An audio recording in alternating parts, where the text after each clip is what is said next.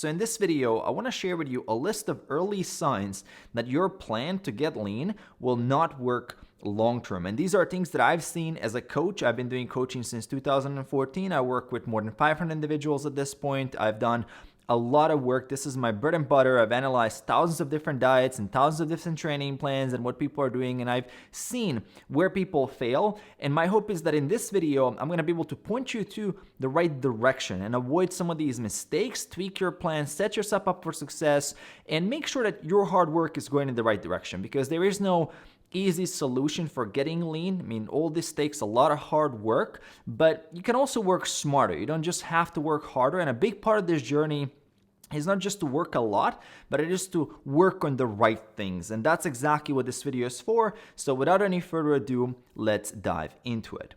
So the first couple of signs that your plan is probably not going to work out long term is that if your diet is currently making you feel like you're starving, that you're depriving yourself, or that you're feeling fatigued most of the time, and you're early in the process, you're, let's say, 4 to 6 weeks into the whole journey.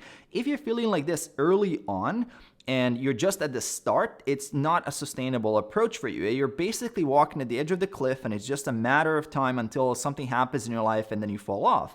And this is essentially one of those cases when you didn't pace yourself. You started the marathon and you started with a sprint. You're just going to, again, hit a wall. You're going to burn out. It's not possible to sustain this rate for long. So if you're feeling like this right now, go back to the drawing board, redo your plan.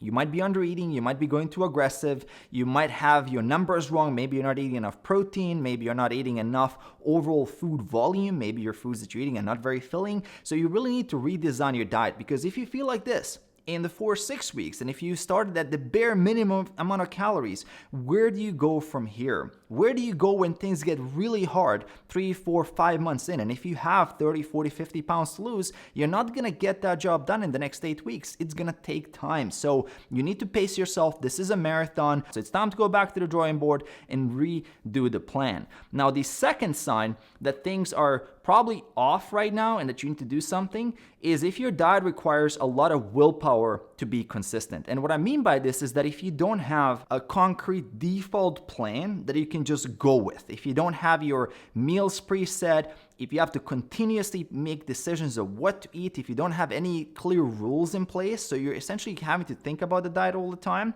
and you're having to willpower yourself to do it, you don't really enjoy it, you feel like you're really strict with yourself, it's only a matter of time until something else takes a little bit of that willpower, maybe a project at work or some kind of relationship stress or whatever is happening out there in the world, and now that willpower is not going to be available for the diet anymore, and then you're going to fall off track. So willpower is a resource and a tool, but it's also limited. You don't want to be relying solely on that willpower. This is where you want to systematize the diet so you have clear choices, and if you don't think about it at all, you're defaulting back to something that really works well for you. So don't over rely on willpower. Willpower is great. It can really help you push through when you need to push through, but it's not something you want to be relying all the time on. You eventually want to move to eating habits and systems and plans, so you don't have to overthink it, and then you can actually use that willpower for something else. Because the beauty of building habits is that you can free up that willpower to do other things that are new skills and things that you can develop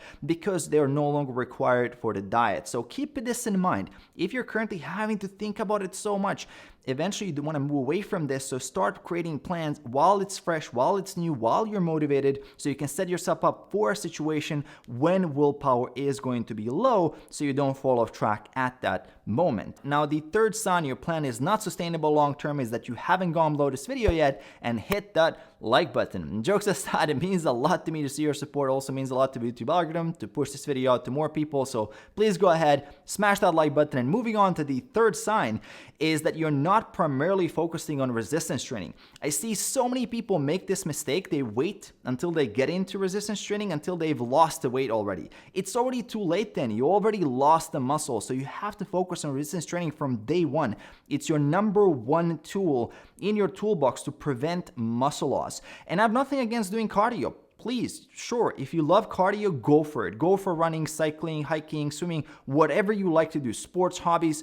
I encourage an active lifestyle, but resistance training should be your primary tool, primary way of training if your goal is to achieve a sustainable lifestyle at a certain low body fat percentage, whether that's 10, whether that's 12 or 15% body fat, whatever that is, resistance training has to be your number one focus. Start right now. You're missing out on huge gains by the fact that you're not lifting weights. You're missing out on those newbie gains that can happen. You can build so much muscle while losing fat as a beginner, so don't neglect this. Don't waste this opportunity. Go for it right now.